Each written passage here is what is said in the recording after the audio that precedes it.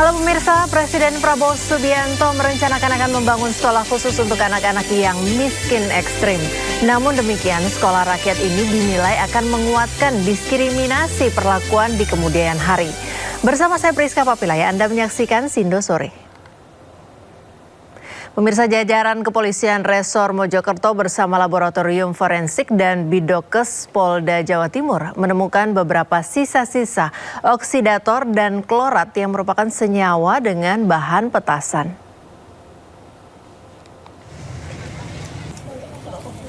Dari serangkaian olah TKP, Laboratorium Forensik Polda Jatim menyebutkan pihaknya mendeteksi residu bahan peledak dari petasan. Barang-barang rentan meledak tersebut ditemukan di sekitar kamar Aibtu Maryudi. Ledakan dipicu cuaca suhu panas di ruang belakang yang membuat bahan petasan terpantik dan akhirnya meluluh lantakkan 2 bangunan rumah serta 2 rumah lainnya rusak ringan.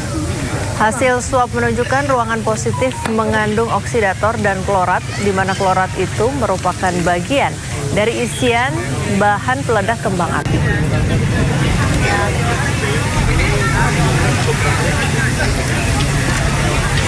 Saya minta tolong untuk keselamatan rekan-rekan bisa Warga dan tetangga sekitar lokasi rumah polisi yang meledak di Mojokerto pada Selasa siang mulai membersihkan reruntuhan rumah yang berserakan di sekitarnya. Hingga kini Ditreskrimum Polda Jatim masih memeriksa Aibtu Maryudi, sang pemilik rumah.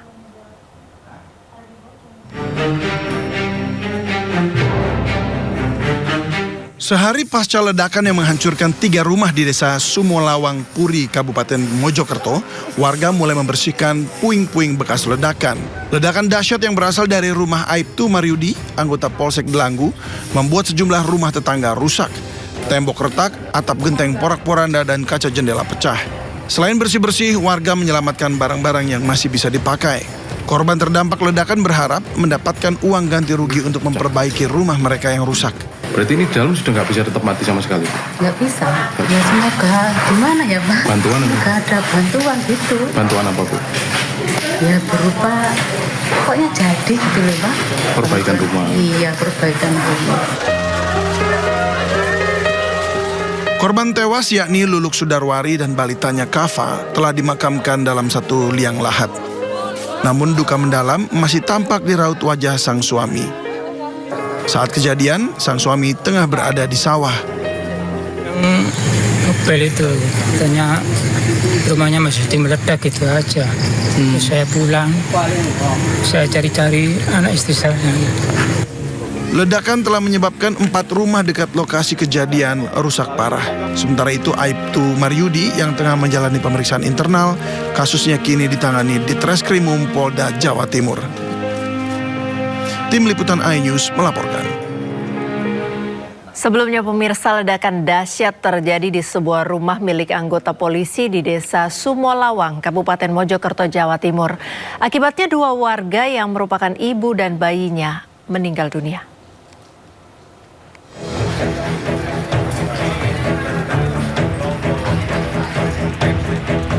Ledakan dahsyat terjadi di sebuah rumah milik Aibda Maryudi, seorang anggota polisi yang berdinas di wilayah hukum Polres Mojokerto di desa Sumolawang, Kecamatan Puri, Kabupaten Mojokerto, Jawa Timur, Senin pagi. Selain itu, insiden ledakan ini juga menewaskan 2 warga yang merupakan tetangga dari pemilik rumah. Kedua korban tewas merupakan ibu dan anak balita berusia 3 tahun. Sementara Propam Polres Mojokerto langsung mengamankan pemilik rumah Aibtu Maryudi ke Polres Mojokerto untuk diperiksa. Polisi juga menggelar olah tempat kejadian perkara dengan mengerahkan tim laboratorium forensik, tim penjinak bahan peledak, hingga tim Inafis Polda Jawa Timur.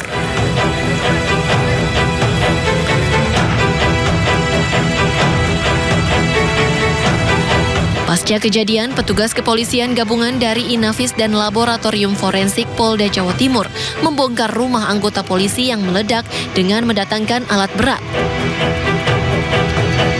Alat berat itu didatangkan untuk menyisihkan reruntuhan material bangunan lantai 2 yang ambruk akibat ledakan.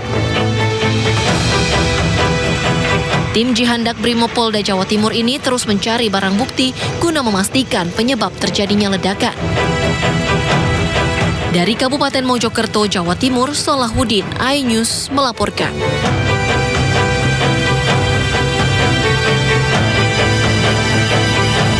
Ke kasus lain, pemirsa, KPK menyita uang lebih dari 400 miliar rupiah terkait kasus dugaan korupsi mantan Bupati Kutai Kartanegara Rita Widiasari. Uang dengan nilai total 476 miliar rupiah ini disita dari puluhan rekening atas nama berbagai pihak pada Jumat 10 Januari lalu. Selain itu, penyidik KPK juga menyita uang asing dolar Amerika Serikat dan Singapura dengan total nilai sekitar 125 miliar rupiah. Rita Widiasari sendiri telah dieksekusi ke Lapas Perempuan Pondok Bambu setelah divonis 10 tahun penjara oleh Pengadilan Tipikor pada Juli 2018 lalu.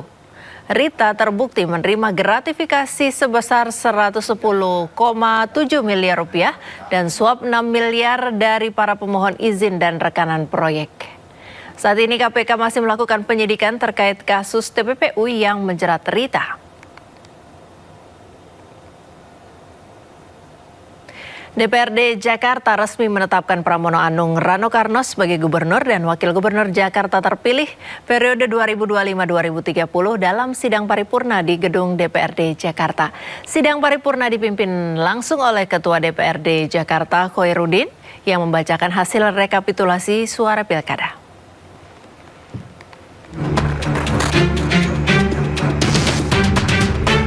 DPRD Provinsi Jakarta mengumumkan menetapkan pasangan calon gubernur dan wakil gubernur terpilih Jakarta tahun 2024. Pengumuman ini disampaikan dalam rapat paripurna yang dipimpin Ketua DPRD Jakarta, Khoirudin, dan dihadiri oleh PJ Gubernur Jakarta, Teguh Setiabudi. Berdasarkan putusan Presiden nomor 80 tahun 2024, Pramono Anung dan Rano Karno akan dilantik sebagai Gubernur dan Wakil Gubernur Jakarta pada Jumat 7 Februari 2025. Hari ini Selasa, kita DPRD menindaklanjuti hasil pleno terbuka KPU terkait dengan penetapan calon gubernur, wakil gubernur DKI Jakarta, dan hari ini kami paripurna pengumuman calon gubernur dan wakil gubernur DKI Jakarta. Setelah ini kami akan bersurat ke Presiden melalui Menteri Dalam Negeri untuk permohonan pelantikan. Kalau regulasi yang sudah ada, pelantikannya rencananya tanggal 7 Februari, kecuali ada putusan baru. Demikian. Selanjutnya, DPRD akan mengirimkan surat kepada Kementerian Dalam Negeri untuk memberitahukan bahwa Pramdul telah menjadi pasangan gubernur dan wakil gubernur periode 2025-2029. Dari Jakarta, Tim Liputan iNews melaporkan. Presiden Prabowo Subianto bertemu dengan aktor senior asal Amerika Serikat Steven Seagal. Pertemuan ini dikonfirmasi oleh Wakil Menteri Komunikasi dan Digital Angga Raka Prabowo. Angga mengatakan pertemuan antara keduanya terjadi tidak sengaja di salah satu tempat di Jakarta pada Senin 13 Januari 2025 setelah makan siang. Setelah keluar dari lift, lantas keduanya tak sengaja bertemu.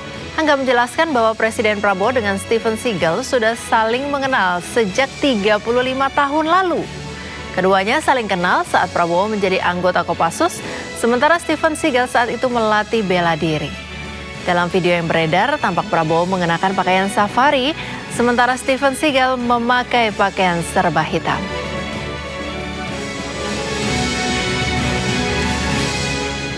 Pemirsa, Menko Hukum HAM, Imigrasi dan Pemasyarakatan Yusril Issa Mahendra menyebut Mahkamah Konstitusi berpeluang membatalkan parliamentary threshold. Ia menilai putusan MK yang membatalkan ketentuan ambang batas pencalonan presiden dan wakil presiden atau presidential threshold sebesar 20% akan berdampak terhadap ketentuan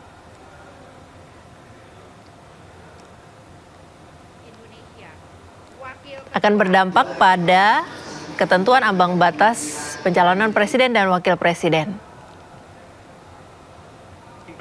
Keputusan itu bisa memberikan harapan kepada partai politik untuk berkembang dalam demokrasi Indonesia yang lebih sehat. Parpol memiliki peluang memiliki wakil rakyat di DPR, apalagi jika jumlah fraksinya dibatasi maksimal 10 fraksi. Menurut Yusril, partai yang memiliki sedikit kursi bisa membentuk satu fraksi di parlemen dengan partai lain, sehingga bisa memiliki 1 orang wakil di parlemen. Pemirsa, warga Kota Bandung dihebohkan dengan fenomena berburu koin dari sebuah aplikasi bernama Jagat. Tapi akibat kegiatan ini, sejumlah taman tematik di Kota Bandung rusak karena ulah para pemburu koin.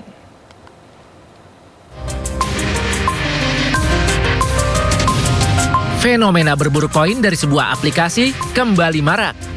Sejumlah warga di Kota Bandung, Jawa Barat yang rata-rata masih berusia muda berkumpul di sejumlah taman kota. Mereka masuk ke area taman yang sudah ditata rapi, namun sayangnya harus dirusak hanya untuk mencari koin. Koin tersebut bisa ditukar uang, dilakukan dengan kode. Nominalnya bervariasi, mulai ratusan ribu hingga ratusan juta rupiah. Melalui peta yang tertera di dalam aplikasi, koin tersebut disebar di sejumlah lokasi di Kota Bandung, terutama di sekitar daerah taman kota. Pemerintah Kota Bandung sudah menghubungi pihak aplikator untuk menghentikan permainan tersebut atau merubah regulasi permainan karena dianggap merugikan. Namun hingga kini belum mendapat tanggapan dari aplikator.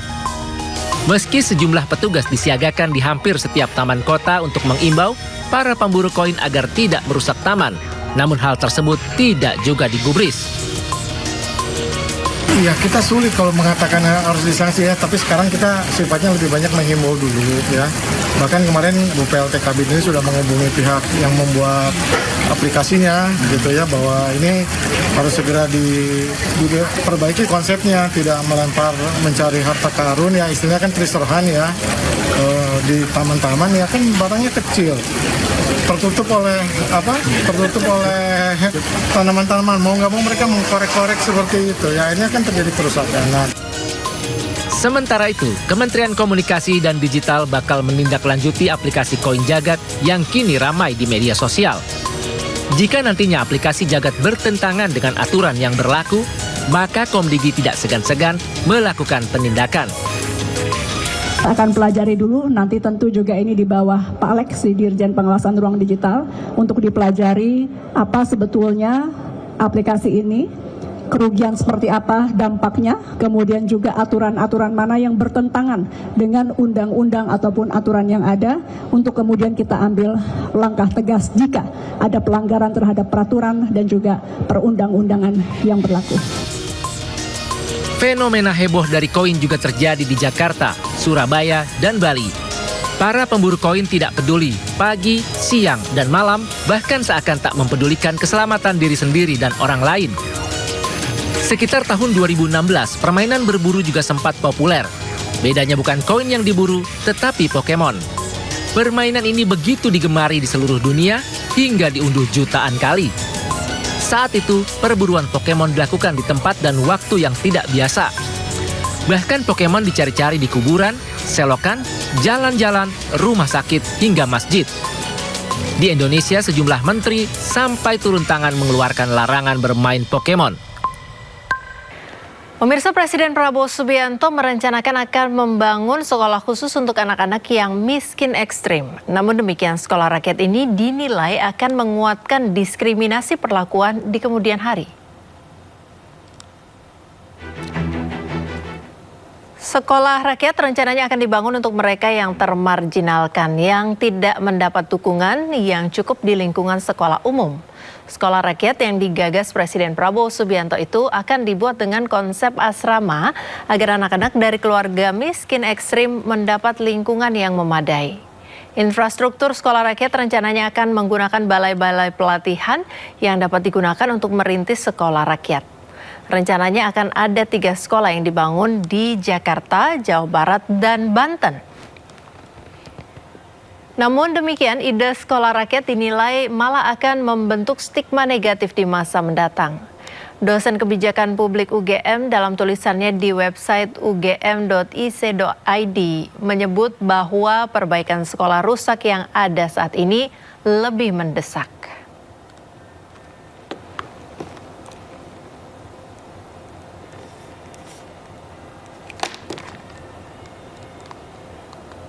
Ya pemirsa, untuk membahas program Sekolah Rakyat sudah bersama kami Wakil Ketua Komisi 10 DPR RI, Lalu Hadrian Irvani. Selamat sore Pak Lalu.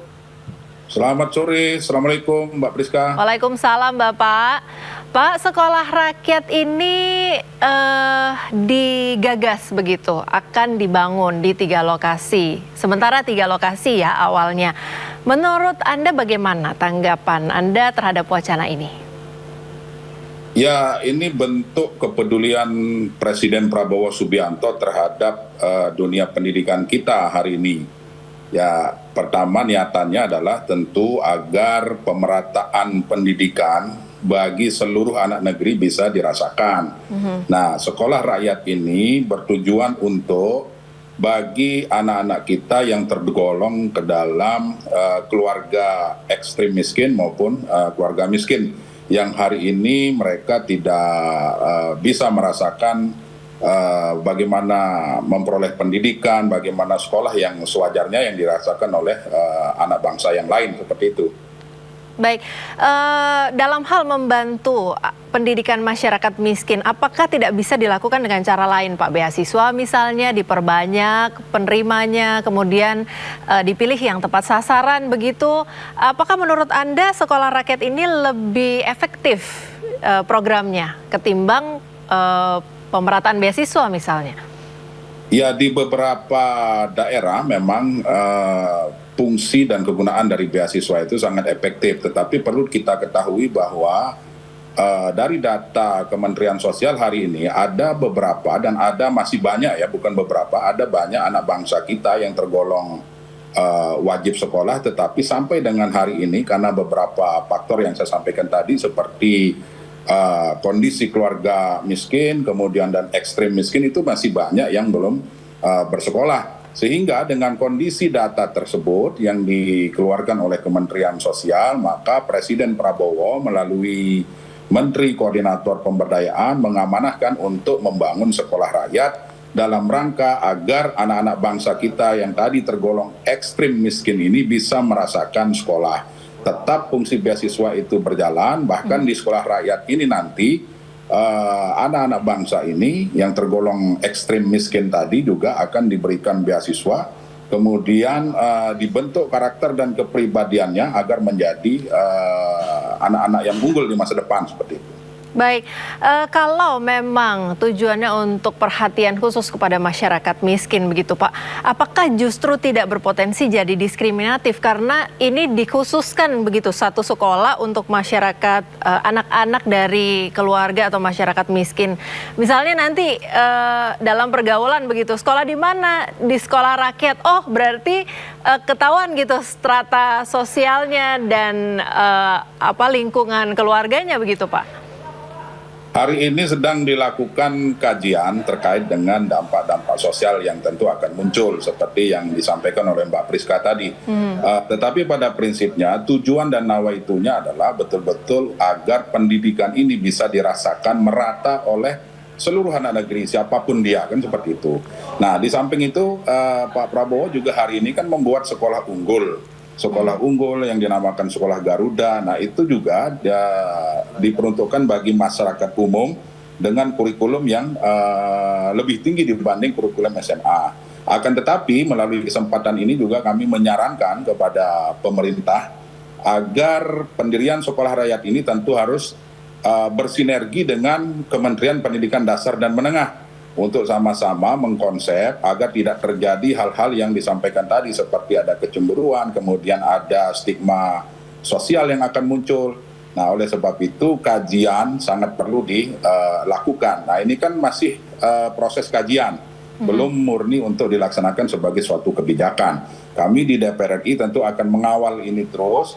Pada prinsipnya nawaitunya sudah sangat bagus. Artinya Pak Presiden Prabowo hari ini betul-betul betul-betul concern sangat begitu ya, Pak? memperhatikan pendidikan. Iya, begitu Mbak Priska. Baik, bicara soal kurikulum yang tadi sempat Bapak singgung sedikit, ini nanti kira-kira arah kurikulumnya seperti apa, Pak? Apakah sama dengan sekolah biasa, tetapi memberikan tempat tinggal dan juga makanan bergizi, atau ada yang berbeda yang membuat sekolah rakyat ini menjadi satu sekolah yang unggul untuk anak-anak dari golongan keluarga miskin begitu? Ya, hari ini kan sedang dilakukan kajian mengenai kurikulum yang pas ya. Saya rasa mungkin kurikulumnya akan sama saja, misalnya di tingkat SD, SMP maupun di SMA. Nah, kemudian sekolah ini kan dikonsep dengan konsep boarding school, artinya diasramakan, kemudian untuk makanan segala macam sudah pasti ya, seperti makanan bergizi, kemudian pendidikan karakter, pendidikan mental dan sebagainya yang mungkin akan ditanamkan lebih di sekolah rakyat ini seperti itu. Nah, tetapi pada prinsipnya sekali lagi kami di DPR hari ini apapun langkah yang dilakukan pemerintah, kebijakan yang dilakukan pemerintah Presiden Prabowo Subianto, terutama untuk betul-betul memberikan pendidikan yang terbaik kepada anak bangsa ini, tidak mengenal strata, kami sepenuhnya mendukung. Nah, terkait kurikulum, kemudian konsep, kemudian analisis tentang dampak sosial dan sebagainya, hari ini masih dilakukan kajian. Nah, oleh sebab itu, yang namanya perbedaan pandangan, perbedaan pendapat, kami rasa itu suatu hal yang sangat wajar. Namun yang perlu kita apresiasi adalah bentuk kepedulian Presiden Prabowo Subianto terhadap dunia pendidikan dan bagi anak-anak bangsa apapun latar belakangnya seperti itu. Baik, saya akan beralih Pak mengenai tentang sekolah rakyat ini akan berada di bawah Kemensos nanti dibanding berada di Kementerian Pendidikan begitu atau Pendidikan Dasar. Kenapa seperti itu? Tapi sebelum dijawab kita saksikan dulu keterangan dari Mensos.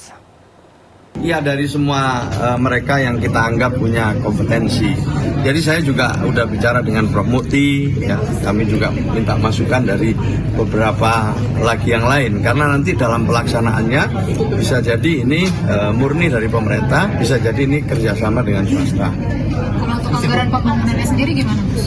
Untuk anggaran pembangunan? Ya masih kita lihat mana yang paling mungkin lah. Kita masih akan konsultasikan nanti ke Presiden. Kita misalnya punya beberapa balai-balai pelatihan yang sebenarnya bisa digunakan untuk merintis sekolah rakyat. Ada target nggak sih Pak dari akan dibuka di mana dan rencana kapan mungkin ada daerah khusus yang lebih diprioritaskan? Iya, memang rencananya sesuai arahan Presiden dimulai di Jakarta dan sekitarnya dulu. Setelah itu nanti di tempat-tempat lain. Tapi kami ada beberapa tempat yang nanti kami usulkan jika konsepnya sudah matang. Untuk waktunya kapan gitu bisa? Ya, ini kita sudah mulai kan. Kita sudah mulai membentuk tim, kita sudah mulai mendengarkan secara informal dari pihak-pihak yang memang punya kapasitas untuk memberikan masukan. Ya. Kira-kira satu sekolah itu dari TAP-nya berapa sih Gus? Untuk satu sekolah itu bisa menampung berapa siswa sih kira-kira? Yang pertama ini dulu, jadi memang ada beberapa usulan, ada yang mulai dari SD, ada yang mulai dari SMP, ada yang SMA, ini masih dalam diskusi gitu ya. Yang kedua ya tentu tidak banyak ya, antara satu angkatan itu misalnya 50 sampai 100 gitu. Jadi ini masih uji coba dulu, nantinya kalau sudah bisa dilaksanakan, tapi sampai tahap sekarang ini kita baru mematangkan ide itu. Daerah terpencil jadi prioritas juga nggak sih? Iya, nanti kita lihat ya, prioritasnya kita lihat, tapi yang jelas ini adalah untuk KPM, keluarga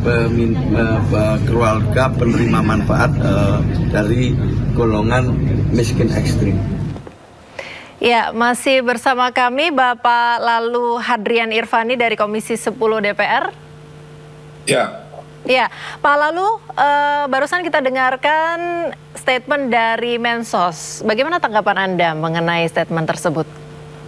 Ya, tadi kan Pak Mensos menyampaikan bahwa sekolah ini diperuntukkan bagi keluarga miskin ekstrim. Nah, tapi perlu saya ingatkan juga bahwa karena fungsi pendidikan ini yang biasa mengerjakan itu kan kementerian yang memang bertugas untuk pendidikan, seperti Kemdikbud dalam hal ini.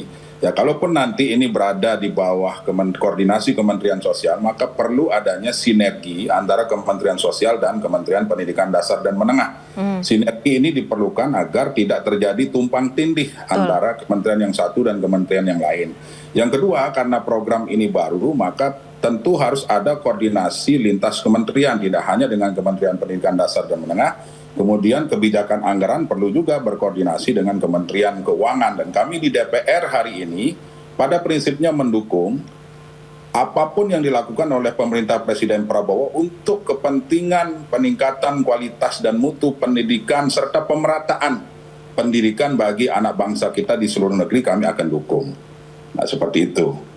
Baik, tadi Pak Mensos juga sempat menyinggung bahwa program ini rencananya dimulai dari Jakarta, tentu dengan masih uji coba dan kajian-kajian sebelum pelaksanaannya. Kalau menurut Bapak sendiri dari Komisi 10 DPR, mulai dari Jakarta itu lokasi mana Pak yang tepat, yang cocok untuk berdiri sekolah rakyat ini?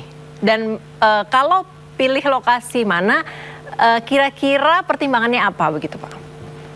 Kalau saya melihat, dasar dibentuknya sekolah rakyat ini kan berdasarkan jumlah data masyarakat kita yang tergolong ke dalam miskin ekstrim. Nah, kalau seperti yang disampaikan Pak Mensos tadi bahwa akan dimulai dari Jakarta, berarti hari ini di Jakarta ini kan masih banyak juga yang masyarakat kita tergolong ke dalam miskin ekstrim. Nah, data inilah yang dimiliki oleh Kemensos yang dilaporkan kepada Pak Presiden waktu itu, sehingga muncullah ide yang namanya sekolah rakyat ini. Nah, terkait daerah mana yang masuk ke dalam jumlah penyumbang miskin ekstrim terbanyak di Jakarta, sampai hari ini memang kami belum mendapat informasi yang pasti. Nah, tapi yang jelas niatan yang baik ini betul-betul harus kita kawal. Terkait dengan dampak negatif, kemudian kesenjangan sosial yang mungkin akan malah tumbuh dengan adanya sekolah rakyat ini, disinilah fungsi kajian dan analisa sebelum sekolah rakyat ini mulai dilakukan. Hari ini juga akan sedang dilakukan kajian itu gitu. Baik, kita tahan kembali dialog. Kita menyaksikan informasi berikut ini. Belum lama ini viral bocah kelas 4 SD di Medan, Sumatera Utara yang dihukum gurunya dengan duduk di lantai sepanjang pelajaran karena menunggak uang sekolah 3 bulan. Bu, dia disorain dari tadi di luar, saya datang. Dia nangis, Bu pikir sekolah dia nangis. Mama, Mesa malu duduk di bawah. Sambil menangis, ibunda siswa SD Abdi Sukma Medan, Sumatera Utara ini meluapkan emosi ke guru anaknya. Jangan gitu, Bu. Peraturan itu tidak bisa. Peraturan itu tidak bisa Ibu membuat anak yang belum dapat harus duduk di bawah. Bagaimana tidak emosi? Putrinya, siswa kelas 4 SD ini sudah 3 hari duduk di lantai selama pelajaran. Sang putri harus menanggung malu dihukum duduk di lantai karena sang ibu belum melunasi uang sekolah selama 3 bulan sehingga ia tidak bisa mengambil rapor. Kasihan Mesa duduk di lantai kayak pengemis, Bu. Di situ saya pecah nangis. Ya Allah, aku. Saya terus cepat ya saya datang ke sekolahnya. Saya memang lihat, ya Allah, tega kali guru Muna. Saya bilang, akhirnya saya jadi argumen lah sama gurunya. Dia bilang, kan saya sudah bilang kalau anak yang belum lunas, yang belum ngambil rapor itu tidak dibenarkan. Peraturan dari mana ini, Bu? Saya bilang. Saya sekolah juga nggak pernah loh kayak gini gitu. Tetap dia berisi keras. Saya sudah suruh anak ibu pulang, tapi dia nggak mau pulang katanya. Menurut sang ibu, ia sudah meminta keringanan biaya melalui wali kelas dengan alasan kesulitan ekonomi karena ia janda yang membesarkan anaknya seorang diri. Namun putrinya justru dihukum dan dipermalukan. Usai kasus ini viral, pihak Yayasan Abdi Sukma menskors guru terkait lantaran dinilai bertindak sendiri. Terlebih siswa yang dihukum duduk di lantai tidak hanya 1 orang, tapi ada 1 siswa lain. Karena kondisi dibuat aturan tersendiri, maka kami akan mengambil kebijakan tegas terhadap guru yang bersangkutan. Bahkan kepala sekolah pun saya bilang, kepala sekolah juga akan kita berikan teguran karena lalai. Pihak sekolah menyatakan akan memberikan dispensasi ke siswa kekurangan setelah melalui dialog. Dari Medan, Sumatera Utara, Ahmad Ridwan Nasution, iNews melaporkan. Ya, Pak Lalu masih bersama kami? Iya, Mbak Priska. Pak Lalu, barusan kita menyaksikan bersama ada potret anak dari keluarga tidak mampu yang duduk di lantai, 3 hari belajar duduk di lantai, diminta oleh gurunya untuk duduk di lantai karena tidak bisa membayar uang sekolah selama 3 bulan. Bagaimana tanggapan Komisi 10 tentang hal ini, Pak? Jadi informasi ini memang mulai viral dari 2 hari yang lalu. Nah, namun hari ini sudah terklarifikasi bahwa yang viral tersebut memang adalah skenario atau sandiwara yang dibuat oleh orang tua dari siswa tersebut. Nah, jadi yang ingin saya sampaikan bahwa terakhir informasi yang kami terima, siswa tersebut merupakan salah satu penerima program beasiswa PIP, Program Indonesia Pintar. Nah, itu sudah terbayarkan dan sudah cair selama sejumlah 400.000. Nah, informasinya kalau misalnya tunggakannya 3 bulan, maka dengan dana beasiswa tersebut tentu masih bisa mengcover 3 bulan SPP yang menunggak tersebut. Akan tetapi orang tua dari siswa tersebut ternyata tidak membayar ke pihak sekolah. Nah, ini informasi terbaru nih Mbak Priska yang kami dapat dari teman-teman yang ada di Medan hari ini. Nah, ini informasi yang kami dapat langsung, kebetulan salah satu anggota Komisi 10 yang mewakili Dapil Sumatera Utara yang memiliki kesempatan untuk memberikan beasiswa tersebut kepada siswa yang bersangkutan. Jadi itu bukan murni kelalaian dari pihak yayasan, tetapi itu adalah sandiwara yang dilakukan oleh orang tua dari siswa tersebut, Mbak Priska. Baik, di sisi lain apakah dibenarkan Pak jika guru meminta anak duduk di lantai karena belum bayar sekolah? Terlepas terlepas dari mungkin orang tuanya memang belum membayar dan sebagainya, bagaimana? Ya, apapun alasannya itu hal yang tidak dibenarkan, kan seperti itu. Karena setiap anak bangsa itu sudah jelas diatur dalam undang-undang wajib memperoleh pendidikan yang layak. Ya, pendidikan yang layak, pendidikan yang sama dengan fasilitas yang sama, apapun kondisinya. Nah, disitulah fungsi dari komite sekolah kalau misalnya terjadi sumbatan komunikasi antara pihak wali murid dengan sekolah. Nah, saya berharap tentu pihak komite sekolah mampu menjembatani ini agar tidak terjadi hal-hal seperti ini. Baik. Ya baik, Bapak ada satu narasumber lagi yang bergabung bersama kita sore hari ini, Bapak Ubaid Matraji, Koordinator Nasional Jaringan Pemantau Pendidikan Indonesia atau JPPI. Pak Ubaid, bisa mendengar suara saya dari studio dengan Priska, Bapak? Jelas, bisa. Ya, Pak Ubaid, ini kami sedang, saya dengan Pak Lalu dari Komisi 10 DPR sedang membicarakan mengenai pendidikan anak Indonesia, terutama khususnya tentang sekolah rakyat, di mana merupakan program khusus begitu ya, perhatian khusus dari Presiden Prabowo Subianto untuk anak-anak dari keluarga yang tidak mampu. Menurut Anda, apakah program ini akan efektif dan menjadi solusi begitu untuk pendidikan anak dari keluarga kurang mampu?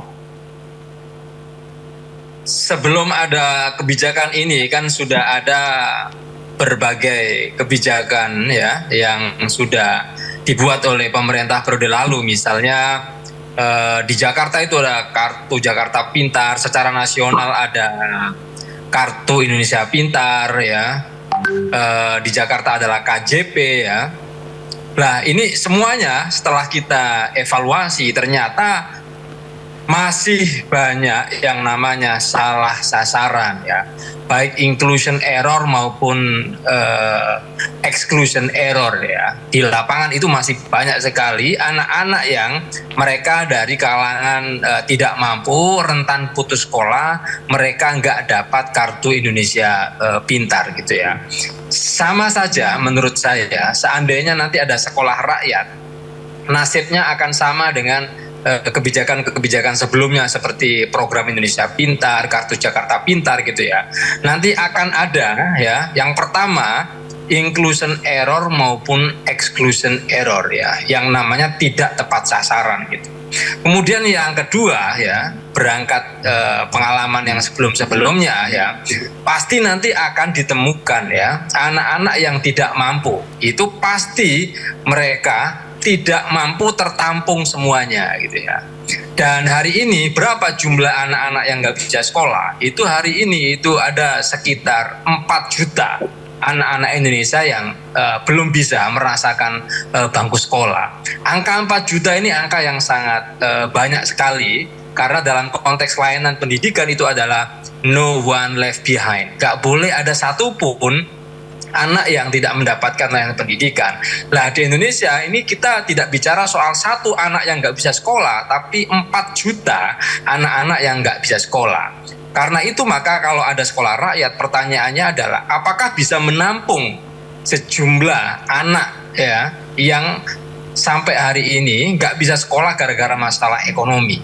Kalau bangkunya terbatas ya kan, belum bisa menampung semuanya, pasti yang terjadi adalah inclusion error maupun exclusion error gitu ya.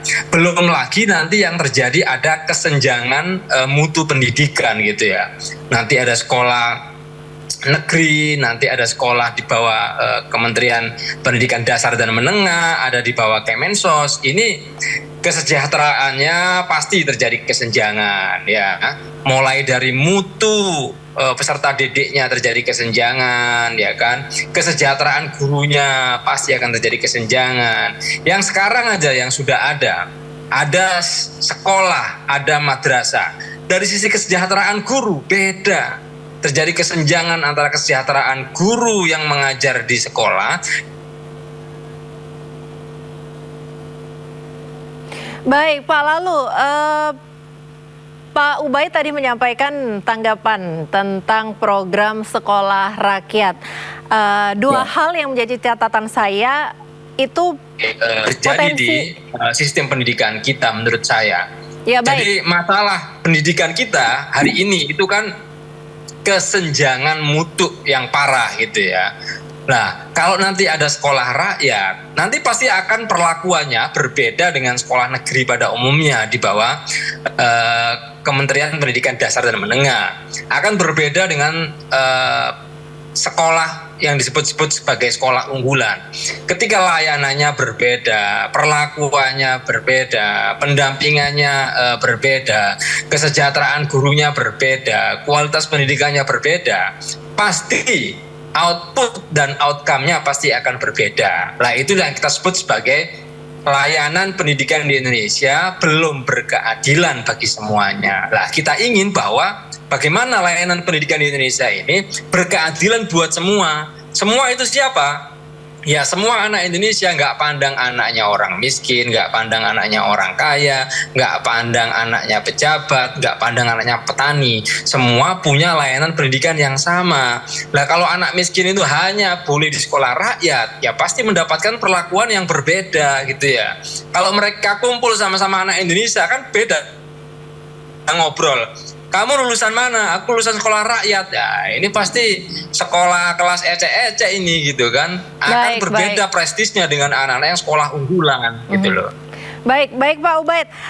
Saya akan tanyakan kepada Pak Lalu soal tanggapan Pak Lalu tadi tentang respon dari Pak Ubaid soal program sekolah rakyat. Ada beberapa poin Pak, kekhawatirannya tidak tepat sasaran, kemudian beda mutu dan kesejahteraan, dan menjadi tidak berkeadilan. Bagaimana Pak? Iya, jadi hari-hari ini kan sedang dilakukan kajian terkait dengan akan dilaksanakannya atau akan dibukanya sekolah rakyat ini. Yang disampaikan oleh Mas Ubaid tadi betul juga. Nah, inilah yang dibutuhkan pemerintah hari ini, masukan-masukan tentang efektivitas dari sekolah rakyat ini, masukan-masukan tentang kemungkinan kesenjangan sosial yang muncul. Nah, ini juga perlu dipikirkan sebelum betul-betul program ini ditetapkan menjadi suatu kebijakan dan dilaksanakan. Ya, masukan-masukan masyarakat, masukan-masukan seluruh stakeholder pendidikan hari ini memang dibutuhkan dalam rangka mengkaji agar sekali lagi hal ini tidak tumpang tindih. Kemudian sinergi, kemudian koordinasi lintas kementerian itu juga sangat-sangat diperlukan. Karena selama ini yang mengurus pendidikan adalah Kemdikdasmen. Apakah Kementerian Sosial juga akan mengurus pendidikan? Nah, bagaimana fungsi dari Kemdikdasmen dalam hal ini?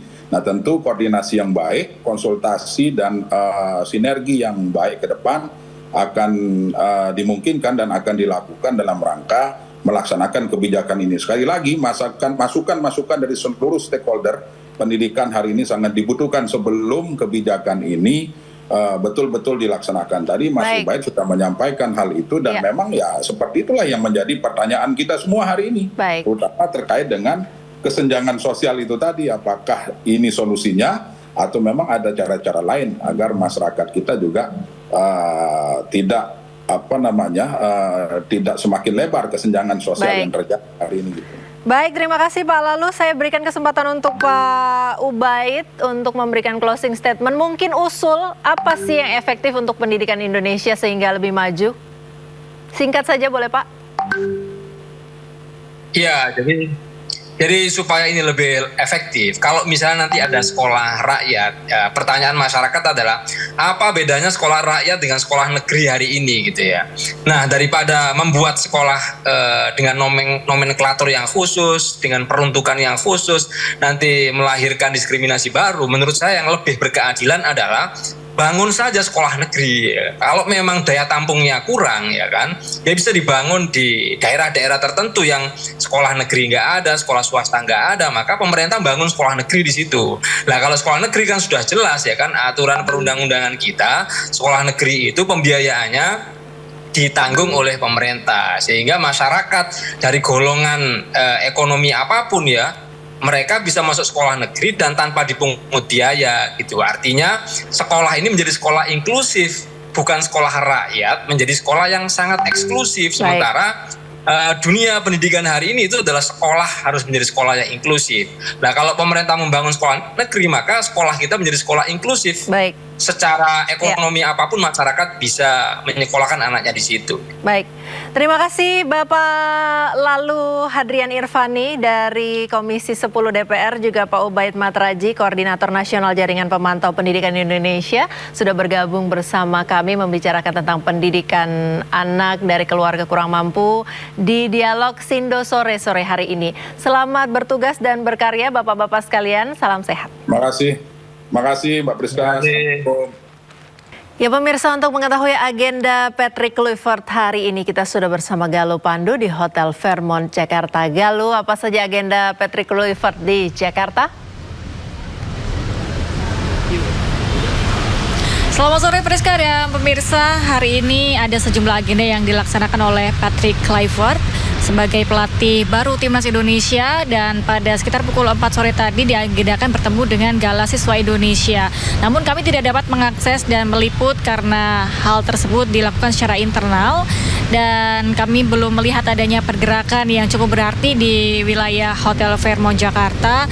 Namun yang jelas pada hari ini ada sejumlah agenda yang dilakukan oleh Patrick Kluivert. Yang pertama tadi adalah mengunjungi GBK yang sebelumnya juga sudah dilakukan pada hari Senin, serta bertemu dengan sejumlah pemain untuk Timnas U20. Kemudian pada pukul 12 tadi melakukan lunch atau makan siang bersama dengan pihak PSSI dan dilanjutkan dengan bertemu dengan Gala Siswa Indonesia, yang mana Gala Siswa Indonesia ini merupakan bibit-bibit unggul dari para pemain yang nantinya akan dipersiapkan menuju bagian dari Timnas Indonesia. Selanjutnya pada pukul 19.00 waktu Indonesia Barat nanti akan dilaksanakan dinner bersama dengan klub dan juga league yang akan menjadi bagian dari kepelatihan atau kiprah dari Patrick Kluivert sebagai pelatih baru Timnas Indonesia. Yang mana bahwa diketahui Patrick Kluivert ini ditargetkan untuk bisa membawa Timnas Indonesia lolos di Piala Dunia 2026, dan harapan ini masih ada mengingat bahwa Indonesia masih akan menghadapi sejumlah tim melawan 4 tim dari Australia, Bahrain, Cina dan juga Jepang. Dan kemudian setelah hari ini, maka besok Patrick Kluivert dijadwalkan untuk kembali lagi ke asal negaranya yakni Belanda. Pada pukul 14.00 waktu Indonesia Barat akan berkunjung ke FIFA Office dan dilanjutkan pada pukul 17.00 berangkat menuju ke airport CGK untuk kembali ke Belanda. Dan diprediksi Patrick Kluivert akan tiba di Belanda pada tanggal 11 Januari 2025. Yang mana bahwa setelah Patrick Kluivert kembali ke Belanda. Ia akan kembali lagi ke Indonesia pada bulan Februari 2025 untuk kembali memantau dan juga melanjutkan kiprahnya sebagai pelatih baru timnas Indonesia.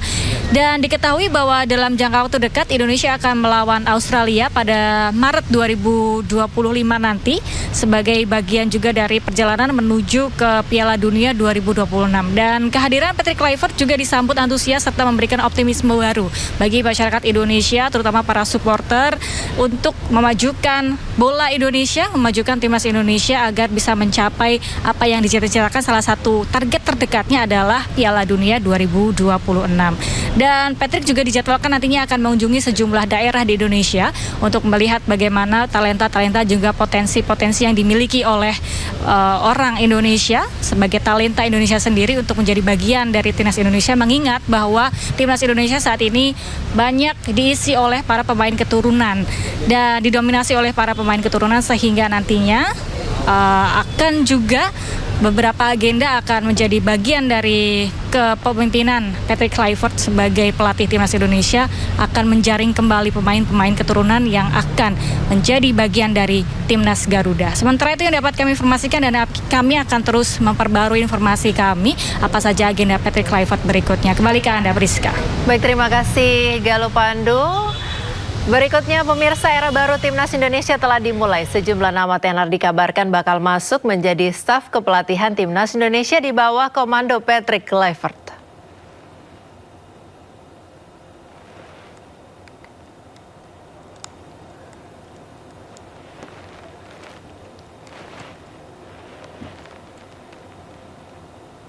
Kedatangan Patrick Kluivert berpotensi mendatangkan sejumlah nama besar yang akan menjadi asistennya. Hingga saat ini telah terdapat 2 staf pelatih asal Belanda yang dipastikan bergabung dengan Patrick Kluivert di timnas Indonesia, yakni Alex Pastoor dan Danny Lensat. Pastoor adalah pelatih 58 tahun asal Belanda dengan pengalaman luas di dunia sepak bola. Sementara Danny Lensat yang berusia 48 tahun memiliki latar belakang sebagai asisten pelatih di berbagai klub. Lensat memang belum mencatatkan prestasi individu, tetapi pengalamannya mendampingi pelatih kepala di berbagai kompetisi bergengsi menjadi nilai tambah untuk skuad Garuda. Nantinya juga terdapat staf pelatih asal Indonesia yang bergabung ke skuad Garuda. Ada 2 mantan pemain timnas Indonesia yang disebut-sebut bakal menjadi asisten pelatih timnas Indonesia era Patrick Kluivert, yakni Rafael Maitimo dan Irfan Bahdim. Maitimo sempat banting setir menjadi pelatih setelah pensiun pada 1 Mei 2022. Sementara Irfan Bahdim sudah cukup lama mengenal sepak bola tanah air dan sempat membela timnas Indonesia. Irfan diharapkan menjadi jembatan komunikasi antara Kluivert dan pilar-pilar keturunan kepada para pemain lokal timnas Indonesia. Sedangkan untuk urusan fisik para pemain timnas Indonesia, nama Raymond Verheyen yang berasal dari Belanda santer dibawa oleh Patrick Kluivert.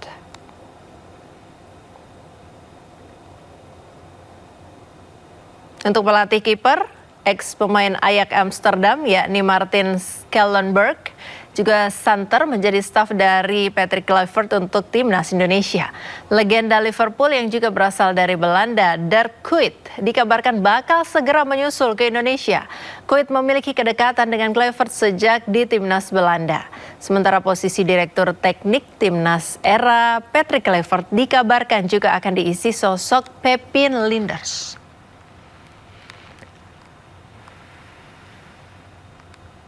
Untuk posisi manajer timnas akan ditempati Sumarji dan fisioterapis Matias Ibo.